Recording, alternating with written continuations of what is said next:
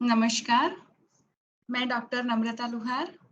आज की इस वीडियो में आपको पेटेंट कोऑपरेशन ट्रीटी 1970 के बारे में जानकारी दूँगी। तो आइए सबसे पहले हम जानते हैं पेटेंट्स के बारे में, तभी हम जान पाएँगे पेटेंट कोऑपरेशन ट्रीटी क्या होती है। तो जैसे बहुत अलग-अलग प्रकार के इंटेलेक्चुअल प्रॉपर्टीज़ होती हैं, जिसमें जो भी ओनर होता है उनको राइट्स मिलते हैं। इन सभी इंटेलेक्चुअल प्रॉपर्टीज़ में इन्वेंशंस यानी कि जो आविष्कार होते हैं, आविष्कार के लिए जो लॉ है वो है पेटेंट लॉ। और यह पेटेंट लॉ के तहत कोई भी इन्वेंशन जब इसमें रजिस्टर किया जाता है तो उसमें पेटेंट हासिल होता है, जिसका टर्म 20 इयर्स यानी जिस दिन आपने एप्लीकेशन करी है उस दिन से 20 साल तक का टर्म रहता है। और इन 20 सालों में जो पेटेंटी होता है यानी जिन्होंने पेटेंट ऑब्टेन किया है, उनको राइट्स मिलते हैं, बहुत सारे अधिकार मिलते हैं। अधिकार मिलते हैं जैसे कि वो अपने इन्वेंशन को बेच करके, असाइन करके या लाइसेंस करके पैसा कमा सकते हैं, रॉयल्टी अर्न कर सकते हैं। वो अपने इन्वेंशन को आगे ले जा करके समाज में भी उपयोग आ सकता है। पर किसी भी देश जब भी किसी इन्वेंटर को पेटेंट देगी, तो उसका कंडीशन ये है कि पेटेंटी को वह इन्वेंशन के बारे में पूरी जानकारी इन गवर्नमेंट को देनी पड़ेगी। तो पेटेंट जब भी अप्लाई करते हैं, कोई भी पेटेंट एप्लीकेंट जब भी पेटेंट के लिए अप्लाई करते हैं, तो एप्लीकेशन के अंदर ही वह इन्वेंशन का पूरा इंफॉर्मेशन उसमें शामिल होना चाहिए। यह एक बहुत ही आवश्यक चीज़ है। तो पेटेंट अगर किसी भी इंसान को या किसी भी पर्सन को अगर पेटेंट चाहिए तो वो कहाँ फाइल करेंगे? तो वह अपने देश में जो भी प्रकार का इंटेलेक्चुअल प्रॉपर्टी लॉ है, जैसे पेटेंट एक्ट अगर हम भारत की बात करें, तो हमारे भारत में पेटेंट एक्ट 1970 के तहत इंडियंस पेटेंट अप्लाई कर सकते हैं। तो उसका एक पूरा जो प्रोसीजर है, वो प्रोसीजर फॉलो करने के बाद उसकी जो भी फ़ॉर्मेलिटीज़ हैं, वो सारी फ़ॉर्मेलिटीज़ कॉम्प्लाई करने के बाद वह इंसान को पेटेंट मिलेगा, जिसका टर्म 20 साल तक का रहेगा। पर जब भी कोई भी देश पेटेंट देता है, तो उसका एप्लीकेशन सिर्फ़ और सिर्फ़ वह देश तक ही लागू पड़ता है। अगर इंडियन गवर्नमेंट ने इंडियन पेटेंट एक्ट के तहत किसी एक्स इंसान को पेटेंट दिया है, तो वो पेटेंट का एप्लीकेशन या पेटेंट सिर्फ़ और सिर्फ़ इंडिया में ही उसका अ, उसकी प्रोटेक्शन सिर्फ़ और सिर्फ़ इंडिया तक ही रहेगी। यानी वो अगर उसको दूसरी और कंट्री में पेटेंट चाहिए तो उसको वह दूसरी कंट्री में पेटेंट ले सकता है कि नहीं ले सकता है, इसी बारे में यह पूरा लेक्चर रहने वाला है। तो जैसे हम जानते हैं कि पेटेंट लिया जाता है इन्वेंशंस के ऊपर, आविष्कारों के ऊपर। और आविष्कार, इन्वेंशंस किसी भी फील्ड में हो, आज बहुत ही ज़रूरी हो चुके हैं। जो हमारा दुनिया है, जैसे-जैसे दिन जा रहे हैं, वैसे-वैसे हम नए-नए उपकरण यूज़ कर रहे हैं, नई-नई टेक्नोलॉजी यूज़ कर रहे हैं। और यह इसीलिए यूज़ कर रहे हैं क्योंकि जो लोग भी इन्वेंशन कर रहे हैं, उनको भी प्रोटेक्शन मिल रहा है।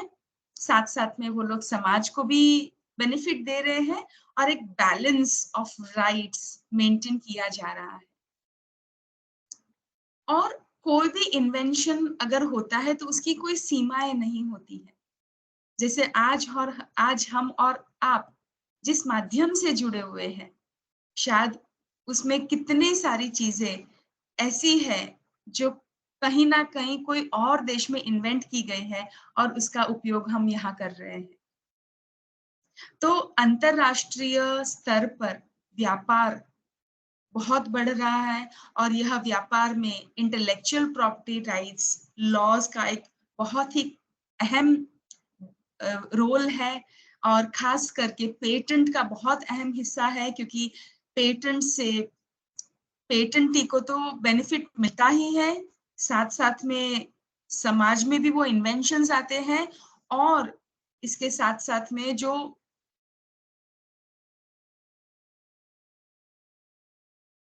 कि इस तरह के इन्वेंशंस ऑलरेडी पेटेंट किए गए हैं, तो उनको भी एनकरेजमेंट मिलता है कि आप वो उनसे आगे का सोचे। तो ये एक सिस्टम है पेटेंट से, जिससे हम आए दिन नए-नए इन्वेंशंस देख रहे हैं, नई-नई चीज़ों का उपयोग कर रहे हैं। पर प्रश्न हमारे सामने यह उपस्थित होता है कि अगर मैं इंडियन हूँ और मुझे इंडिया के अलावा बाकी देशों में अगर मुझे पेटेंट चाहिए, तो क्या मैं ले सकती हूँ? और अगर मैं ले सकती हूँ, तो किस तरह से ले सकती हूँ? तो इसका उत्तर है पहला तो पेरिस कन्वेंशन। यह एक कन्वेंशन है, Paris convention for the protection of industrial property, जो कि 1883 में बनाया गया था। अब सोचिए, पेटेंट लेना बाकी देशों में उस वक़्त भी डिबेट में रहता था और तब कुछ 11 देश मिल करके यह कन्वेंशन को बनाया और उन्होंने लागू किया। तो आज के दिन में इस कन्वेंशन में 177 स्टेट पार्टीज़ हैं, मेंबर्स हैं। इतनी सारी कंट्रीज़ ये कन्वेंशन की मेंबर बन चुकी हैं। तो जब ये Paris convention for the protection of industrial property की बात की गई, तो सभी लोग थे जो ये कन्वेंशन को डिस्कस कर रहे थे, उनके मन में भी यही प्रश्न था कि अगर कोई भी इंडस्ट्रियल प्रॉपर्टी को अपने देश को छोड़ते हुए दूसरे देश में अगर उसकी सुरक्षा लानी है या प्रोटेक्शन लेना है, तो हम किस तरह से ले सकते हैं?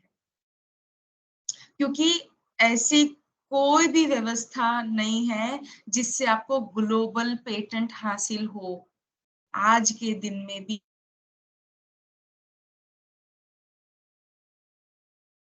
पूरी दुनिया में एक साथ में पेटेंट मिल सकता है, ऐसा कुछ भी एक्जिस्टेंस में नहीं है। पेटेंट हमेशा जो तो देश की गवर्नमेंट वह कंट्री के लिए ही देगी, पर उसका जो प्रोसेस है, उसका प्रोसेस किस तरह से हो सकता है। तो जब ये 1883 में एक कन्वेंशन बनाया गया, तो उसके 3 बेसिक प्रिंसिपल्स, मूल सिद्धांत थे। पहला था नेशनल ट्रीटमेंट, दूसरा था राइट टू प्रायोरिटी और तीसरा था कॉमन रूल्स। आज के इस युग में भी पेरिस कन्वेंशन की महत्वता उतनी ही है, क्योंकि यह पेरिस कन्वेंशन सिर्फ पेटेंट के बारे में नहीं बात करता है। यह Paris convention trademarks, geographical indications, designs और बाकी सारी इंडस्ट्रियल प्रॉपर्टी के बारे में भी कॉमन रूल्स देती है। इसके 3 जो मूल सिद्धांत हैं, उसमें से पहला है नेशनल ट्रीटमेंट, सेकंड है राइट टू प्रायोरिटी और तीसरा है कॉमन रूल्स। हम पहले कॉमन रूल्स की बात करेंगे और फिर हम नेशनल ट्रीटमेंट और राइट टू प्रायोरिटी को विस्तार से समझेंगे। तो कॉमन रूल्स क्या होते हैं? ये कॉमन रूल्स पेरिस कन्वेंशन में कुछ मिनिमम स्टैंडर्ड्स दी गए हैं। जो भी देश पेरिस कन्वेंशन का सहभागी बनता है, वह देश को अपने कानून में यह कॉमन रूल्स लाने ही पड़ेंगे। उतने कॉमन रूल्स होने ही चाहिए। तो इस तरह से जैसे इंडिया पेरिस कन्वेंशन की मेंबर है, तो जितने भी कॉमन रूल्स पेरिस कन्वेंशन में दिए गए हैं, वो सारे ही अपने देश के इंटेलेक्चुअल प्रॉपर्टी राइट्स लॉज में भी है। तो इससे क्या फ़ायदा होता है? कॉमन रूल्स से क्या फ़ायदा होता है? कॉमन रूल्स क्या होते हैं? वो एक मिनिमम स्टैंडर्ड होता है, मिनिमम। यानी अगर आप अपने कानून में आप अपना कानून बना रहे हो, तो आपके कानून में कम से कम इतने प्रोविजंस, इतने रूल्स तो होने ही चाहिए। आप इससे ज़्यादा दे सकते हो, पर इससे कम आप नहीं दे सकते हो। तो ऐसे कॉमन रूल्स सभी तरह के इंडस्ट्रियल प्रॉपर्टी के बारे में, इंडस्ट्रियल प्रॉपर्टी के लिए पेरिस कन्वेंशन में दिए गए हैं। चूँकि आज का ये वीडियो पेटेंट कोऑपरेशन ट्रीटी के ऊपर फोकस्ड है, तो हम कॉमन रूल्स की बात नहीं करेंगे, हम सिर्फ किस तरह से आप दूसरे देशों में पेटेंट हासिल कर सकते हो, उसके बारे में बात करेंगे। तो आइए समझते हैं पहले दो सिद्धांत, national treatment and right to priority. National treatment क्या है, ये प्रिंसिपल क्या है, ये रूल? ये रूल कहता है कि हर एक देश जो जो पेरिस कन्वेंशन का मेंबर बना है, कॉन्ट्रैक्टिंग स्टेट है, वह देश को बाकी सारे देश के नागरिक नागरिकों को भी सेम टाइप का ट्रीटमेंट देना पड़ेगा।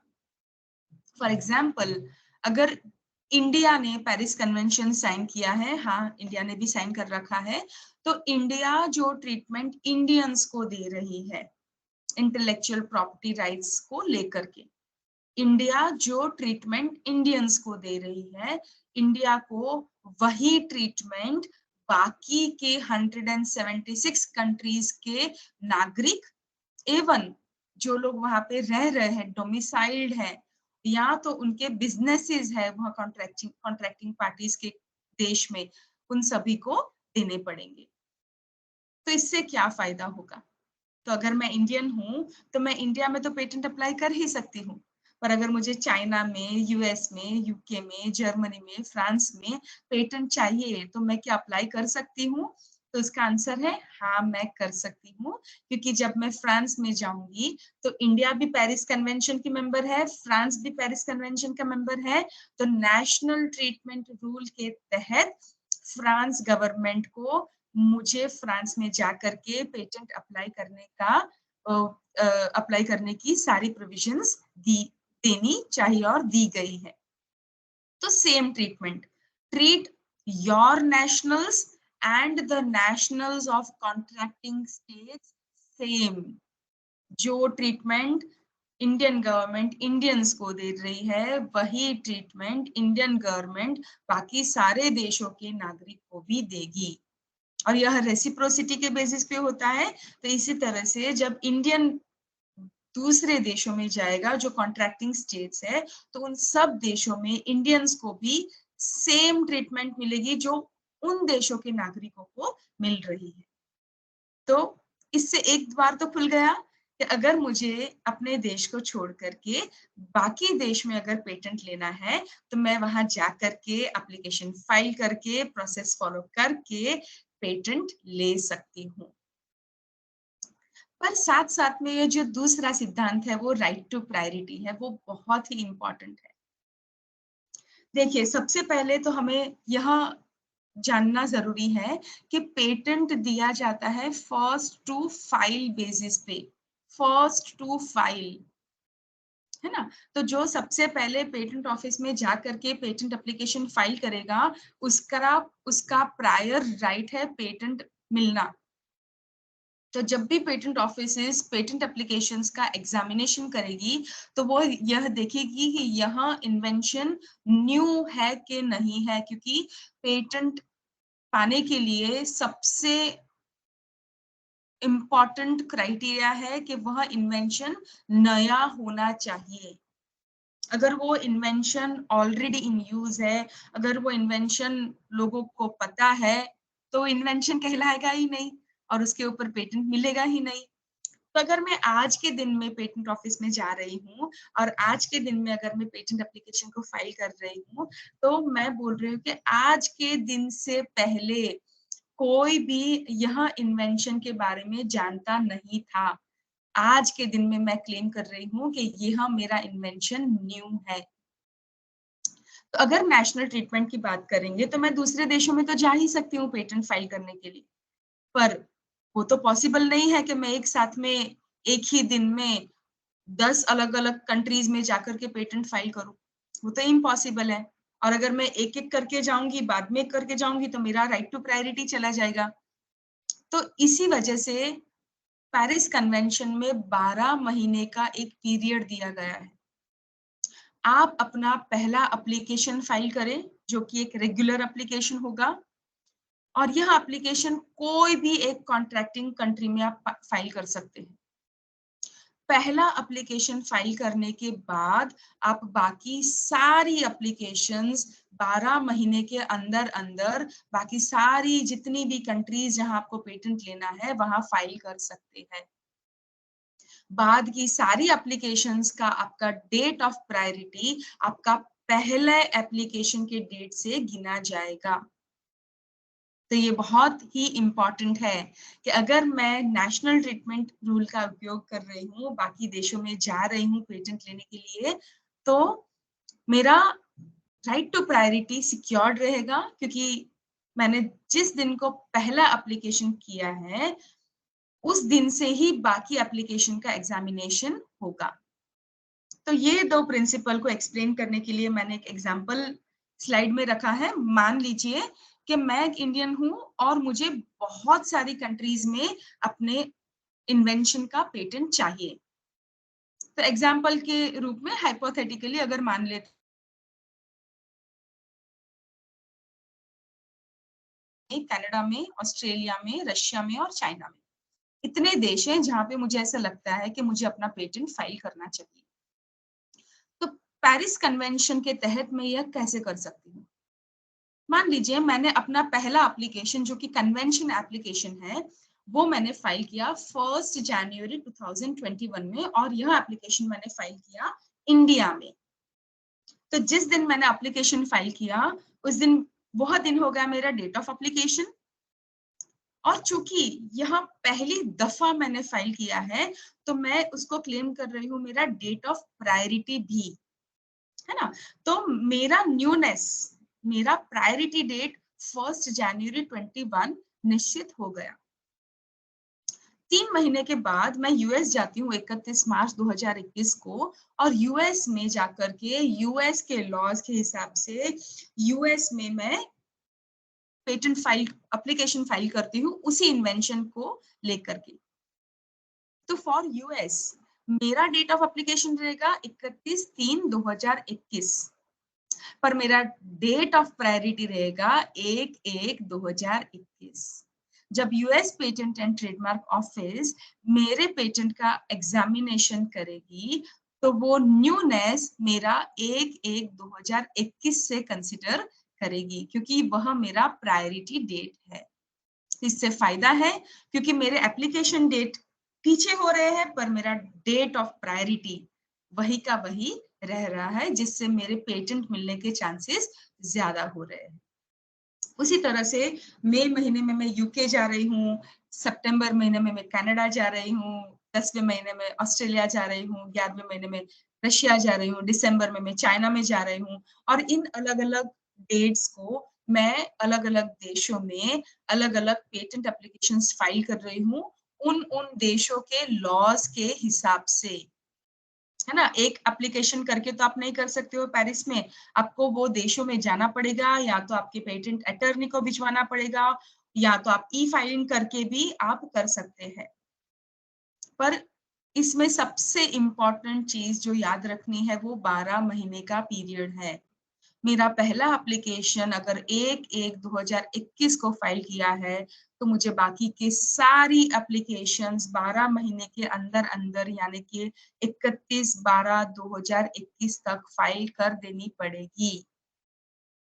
अगर मैं 31/12/2021 के बाद कोई एप्लीकेशन फाइल कर रही हूँ, तो मुझे प्रायोरिटी डेट का बेनिफिट नहीं मिलेगा। है ना? फिर मेरा date of application will be equal to date of priority, तो वो बेनिफिट मुझे नहीं मिलेगा।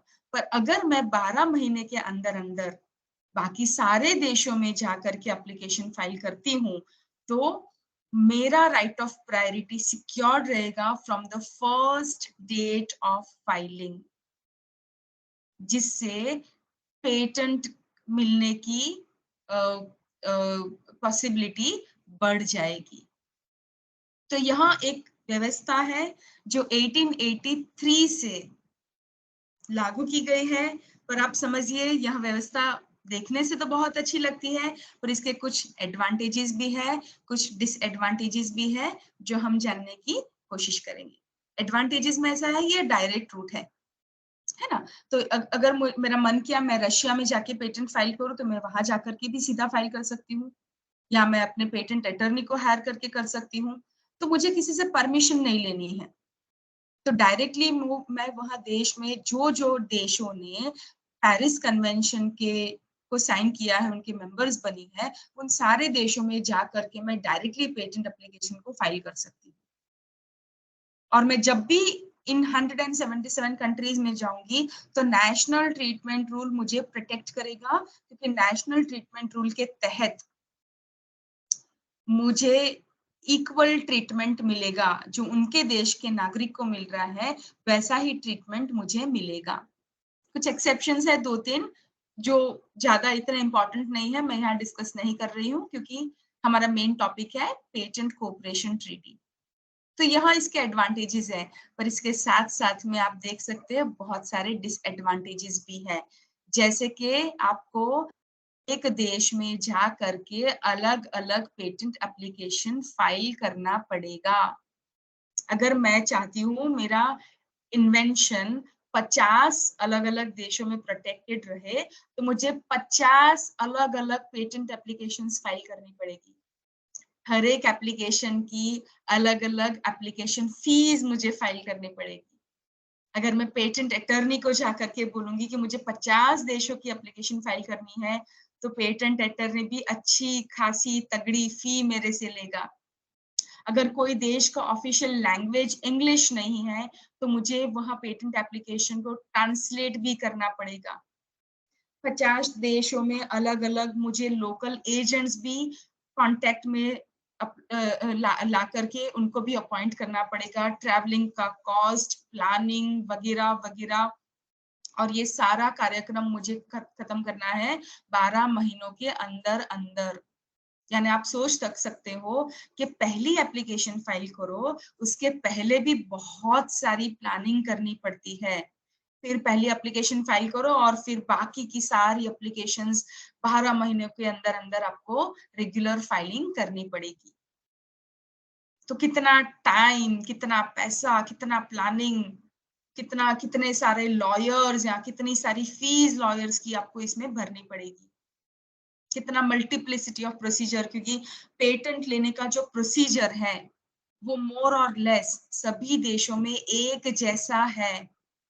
तो इंडिया वाला अपना प्रोसीजर करेंगे, यूएस वाला अपना प्रोसीजर करेंगे, यूके वाला अपना प्रोसीजर करेंगे। प्रोसीजर तो सेम ही है, पर हर एक देश को हल प्रोसीजर तो करना ही पड़ेगा क्योंकि सेपरेट एप्लीकेशंस हैं।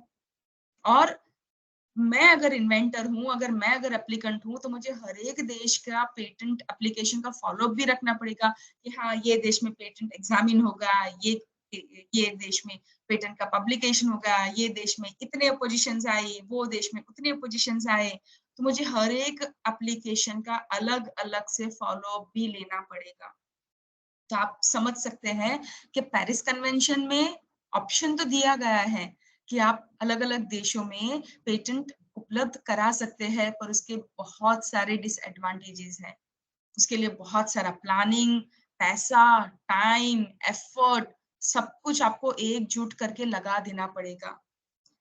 तो इसके ऑप्शन में क्या आ सकता है? तो इसके ऑप्शन में आता है patent cooperation treaty 1970। World intellectual property organisation ने भी ये बात को समझा कि पेरिस कन्वेंशन में जो प्रोसीजर है वो बहुत ही टाइम कंज्यूमिंग, इनइफेक्टिव, एक्सपेंसिव, बहुत ही मुश्किल है। इसको हम कैसे सिंप्लीफाई कर सकते हैं? इसको हम कैसे सरल बना सकते हैं? तो यह प्रोसीजर को सरल बनाने के लिए PCT that is patent cooperation treaty का निर्माण किया गया। यह नाम ही बताता है कोऑपरेशन, सहयोग। पेटेंट फाइलिंग, पेटेंट मिलने के लिए सभी देश कोऑपरेट करें एक साथ में, और एक ऐसा प्रोसीजर हो जिससे एप्लीकेंट को भी फायदा हो, पेटेंट ऑफिसेस को भी फायदा हो, और कॉन्ट्रैक्टिंग पार्टीज को भी फायदा हो। तो यह एक ऐसी संधि है जिससे पेटेंट फाइलिंग, पेटेंट का सर्च, पेटेंट का एग्जामिनेशन, पेटेंट का पब्लिकेशन, जो कॉमन प्रोसीजर है वो सारा एक जगह पे बहुत ही इजी वे में, सिंपल तरीके में किया जाएगा। और इसका बेनिफिट ऐसा है कि इससे बहुत सारा टेक्निकल इंफॉर्मेशन डिसेमिनेट होगा। अगर मान लीजिए अगर इंडिया में करीबन 10,000 पीसीटी एप्लीकेशंस फाइल होती है, तो ये 10,000 नई आइडियाज इंडिया में आ रही है। कितना technical information, transfer of technology का लेन देन हो रहा है इससे, कितना बेनिफिट होता है कंट्रीज को, स्किल्स बढ़ते हैं, एम्प्लॉयमेंट अपॉर्चुनिटीज बढ़ती है, बहुत सारे फायदे होते हैं, सभी को फायदे होते हैं।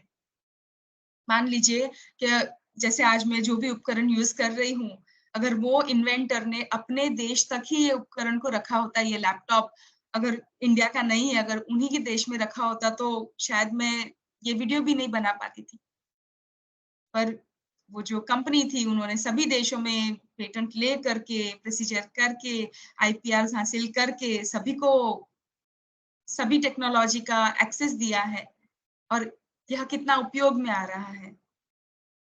तो पेटेंट कोऑपरेशन ट्रीटी आपको कोई इंटरनेशनल पेटेंट या ग्लोबल पेटेंट नहीं देता है, क्योंकि पेटेंट देने का काम सिर्फ और सिर्फ नेशनल पेटेंट ऑफिसेस ही करती है।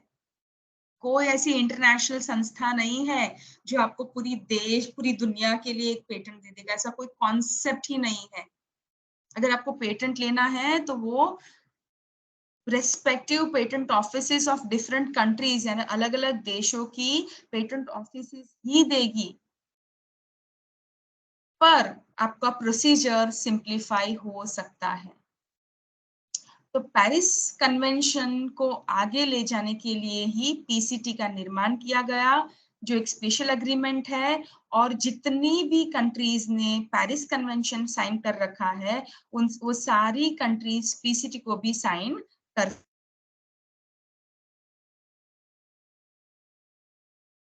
क्या है या इसकी हेतु क्या है?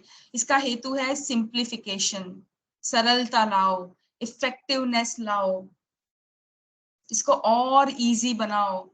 किसके लिए? जो पेटेंट ऑफिसेस का यूज कर रहे उनके लिए भी, और पेटेंट ऑफिसेस को भी, है ना। तो अगर मैं इन्वेंटर हूं तो मैं पेटेंट ऑफिस का यूज करूंगी, तो मेरे लिए प्रोसीजर को सिंपल बनाओ, इफेक्टिव बनाओ।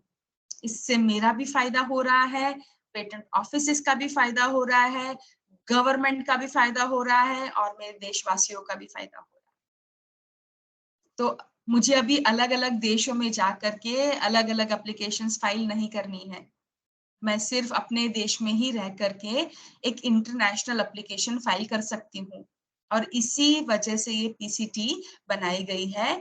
हम देख सकते हैं कि 156 कंट्रीज पीसीटी की कॉन्ट्रैक्टिंग स्टेट्स है, यानी इतनी सारी कंट्रीज ने पीसीटी को एक्सेप्ट कर रखा है और उसको इसकी मेंबर्स बन रखे हैं। ये 2022 का डेटा है। तो यह ऑब्जेक्टिव फुलफिल करने के लिए पीसीटी में क्या सिस्टम बनाई है? पेटेंट कोऑपरेशन ट्रीटी के तहत पेटेंट हासिल करने के लिए जो प्रोसीजर है उसको दो हिस्सों में बांटा गया है। नेशनल सॉरी पहला आता है इंटरनेशनल स्टेज, और दूसरा आता है नेशनल स्टेज। इंटरनेशनल फेज में आपका एक सिंगल एप्लीकेशन, जिसको हम इंटरनेशनल एप्लीकेशन बोलेंगे, वो फाइल हो जाएगा। यह एप्लीकेशन आप किसी भी एक पीसीटी ऑफिशियल लैंग्वेज में फाइल कर सकते हैं, और आपको इस एप्लीकेशन में सिर्फ अलग अलग देशों को डेजिग्नेट करना है। देखिए डिफरेंस, अगर हम पेरिस और पीसीटी को कंपेयर करेंगे तो डिफरेंस देखिए। अगर मैं पेरिस में जा रही हूँ, अगर मुझे 50 अलग अलग देशों में पेटेंट चाहिए, और अगर मैं पेरिस रूट ऑप्ट कर रही हूँ, यानी मुझे 50 अलग अलग एप्लीकेशंस बनानी पड़ेगी, है ना। और अगर मैं पीसीटी रूट ले रही हूँ तो मुझे सिर्फ एक एप्लीकेशन बनानी पड़ेगी, जिसको हम बोलेंगे इंटरनेशनल एप्लीकेशन, और उसके अंदर मैं बाकी 50 कंट्रीज का नाम लिख दूंगी, जिसको मैं बोलूंगी डेजिग्नेटेड कंट्रीज। जिस भी पेटेंट ऑफिस में मैं फाइल करने जाऊंगी वो रिसीविंग ऑफिस कहलाएगा, और यह रिसीविंग ऑफिस जो फॉर्मल एग्जामिनेशन, बेसिक एग्जामिनेशन, जैसे मैंने रूल्स के हिसाब से किया है कि नहीं, मैंने फीस बराबर भरी है कि नहीं, वो करके वो एप्लीकेशन को वर्ल्ड इंटेलेक्चुअल प्रॉपर्टी ऑर्गेनाइजेशन में फॉरवर्ड कर देगा। उसके बाद उसका इंटरनेशनल सर्च होगा, इंटरनेशनल पब्लिकेशन होगा। अगर आपको प्रिलिमिनरी एग्जामिनेशन कराना है तो वो आप करा सकते हो। यानी कि ये जो प्रोसीजर है जिसको हमने 2 हिस्सों में बांटा है, इंटरनेशनल फेज, नेशनल फेज। तो इंटरनेशनल फेज में सारी ही चीजें एक जगह पे कॉमन हो जाएगी। तो इससे बहुत सरलता होती है, क्योंकि अगर हम अलग-अलग देशों में पेटेंट फाइल करते हैं तो अलग-अलग देशों में same to same procedure follow होती है, जो बहुत मल्टीप्लिसिटी होती है। और यहाँ पे सब कुछ एक ही बार, एप्लीकेशन एक, पब्लिकेशन एक, सर्च एक, एग्जामिनेशन एक। तो आइए हम देखते हैं कि पीसीटी और पेरिस को हम कैसे कंपेयर कर सके। ये जो चित्र है, ये मैंने वाइपो, वर्ल्ड इंटेलेक्चुअल प्रॉपर्टी ऑर्गेनाइजेशन की वेबसाइट से लिया है, और यह कंपैरिजन दिखाता है पेरिस और पीसीटी रूट का। तो देखिए, अगर हम पेरिस की बात करें तो आपको पहले एक एप्लीकेशन डालनी पड़ेगी जो आप 0 मंथ में डालेंगे, और 12 महीने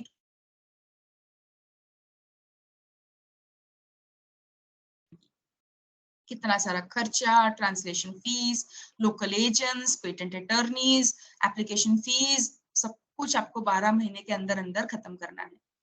जबकि आप पीसीटी एप्लीकेशन, अगर ये वाला रूट अगर ऑप्ट करते हैं, तो आप लोकल एप्लीकेशन फाइल कर सकते हैं 0 मंथ में, 12 महीने के अंदर अंदर आप पीसीटी एप्लीकेशन फाइल कर सकते हैं। अगर आपको ये पहला स्टेज अवॉइड करना है तो आप डायरेक्टली पीसीटी एप्लीकेशन भी फाइल कर सकते हैं। पर अगर आपने लोकल एप्लीकेशन फाइल कर रखा है तो आपको थोड़ा बेनिफिट रहेगा प्रोविजनल स्पेसिफिकेशन का और कंप्लीट स्पेसिफिकेशन का। तो 12 महीने के अंदर अंदर आप पीसीटी एप्लीकेशन फाइल करें। 16 महीने के अंदर अंदर वर्ल्ड इंटेलेक्चुअल प्रॉपर्टी ऑर्गेनाइजेशन आपको इंटरनेशनल सर्च रिपोर्ट दे देगी सर्च करके। 18 महीने के अंदर अंदर आपका इंटरनेशनल पब्लिकेशन हो जाएगा। जो बेसिक चीजें हुए है वो तो 18 महीने के अंदर अंदर ही हो जाएगी। फिर अगर आपको ऑप्शनल प्रोसीजर कराना है, जैसे supplementary search, international preliminary examination, तो वो आप करा सकते हैं। ये सब ऑप्शनल है। सप्लीमेंट्री सर्च ऑप्शनल है, इंटरनेशनल प्रिलिमिनरी एग्जामिनेशन ऑप्शनल है। अगर आप कराते हो तो 28 महीने तक आपका ऑप्शनल प्रोसीजर्स भी हो जाएगा। यानी 30 महीने के अंदर अंदर आप नेशनल फेज में जाने के लिए आपका एप्लीकेशन रेडी हो जाएगा। यहाँ समय मर्यादा को आप कम भी कर सकते हैं। अगर आपने पीसीटी एप्लीकेशन सीधा फाइल किया है और आप सिर्फ इंटरनेशनल सर्च, इंटरनेशनल पब्लिकेशन कराते हो, तो आपको, अगर आप ऑप्शनल नहीं कराते हो तो आप 18 महीने के अंदर अंदर भी नेशनल फेज में जा सकते हैं। तो ये देखिए कि पेटेंट लेने के लिए जो प्रोसीजर होता है, instead of every country following the same procedure, अगर यह सारा प्रोसीजर एक लेवल पे, इंटरनेशनल लेवल पे अगर हो जाए, तो वो एप्लीकेंट के लिए भी बहुत ही फायदेमंद रहेगा, ऑफिसेस, पेटेंट ऑफिसेस के लिए भी बहुत ही फायदेमंद रहेगा, और बहुत ही इजी वे में, बहुत ही अच्छी तरह से, कम कॉस्ट में एप्लीकेंट को बहुत सारे अलग-अलग देशों में पेटेंट हासिल करने की ऑप्शन अवेलेबल हो जाएगी। तो इसके साथ ही ये वीडियो मैं यहाँ कंप्लीट करूँगी, पर इसके पहले मैं आपको बताना चाहूँगी कि ये जो प्रोसीजर है, पीसीटी का जो प्रोसीजर है, ये मेरे नेक्स्ट वीडियो में आएगा। पूरा मेरा नेक्स्ट वीडियो पीसीटी का प्रोसीजर क्या है उसके बारे में मैं बताऊँगी आपको नेक्स्ट वीडियो में। यह वीडियो में सिर्फ मैंने आपको पेरिस और पीसीटी का एक कंपैरिजन दिया है, और यह 2 रूट उपलब्ध है अगर आपको पेटेंट चाहिए और देशों में। इसके बारे में ही मुझे जानकारी देनी थी, ये बेसिक चीजें थी। अभी नेक्स्ट वीडियो में हम पीसीटी का प्रोसीजर देखेंगे और देखेंगे इसके क्या-क्या फायदे हैं। Thank you very much for listening to this lecture. और यह पीपीटी बनाने के लिए मैंने इन वेबसाइट्स में से इंफॉर्मेशन ली थी, जो मुझे बहुत अच्छी लगी, और यही सारी इंफॉर्मेशन को यूज करके मैंने यह पीपीटी को बनाया है। तो यह सारे वेबसाइट्स को भी मैं धन्यवाद करती हूँ। I am thankful to all these resources, to all these websites for providing the information जिसके तहत मैं ये पीपीटी बना पाई हूँ। Thank you everyone. Please follow part 2 of Patent Cooperation Treaty. Thank you.